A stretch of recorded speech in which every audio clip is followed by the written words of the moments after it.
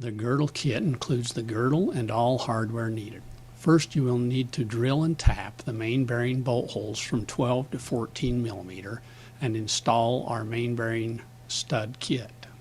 Now install the upper girdle spacers over the main stud nuts. On some engines, the spacers on the rear main cap may need to have a flat ground on them to clear the rear main seal adapter. Do not grind more than is needed, as this will weaken the spacer. Next, install the shims provided.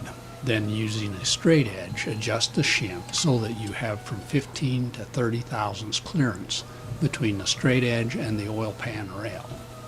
After initial assembly, if the girdle is removed, this clearance will need to be from 15 thousandths below to 15 thousandths above the pan rail.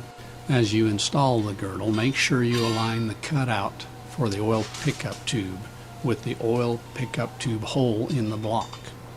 Then, after oiling the threads and under the bolt head, install the factory block stiffener bolts, paying attention to the Torx headed bolt and its location under the oil pump pickup tube.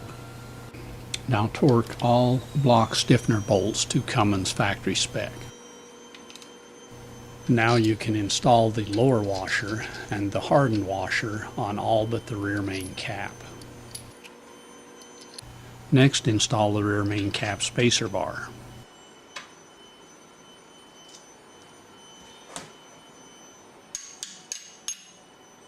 Now lube the studs and the hardened washers with ARP Moly lube.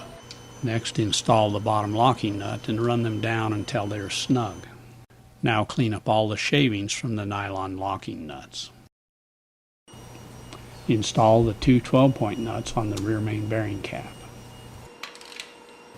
Now torque all main bearing nuts to 130 foot-pounds.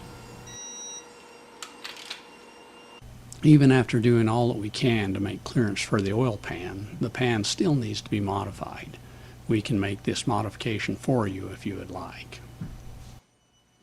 Now rotate the crank, checking the clearance between the connecting rods, the crankshaft, and the main bearing girdle. And there you have it. We have just installed the best main bearing girdle available for the Cummins common rail engine. Thanks for taking the time to watch.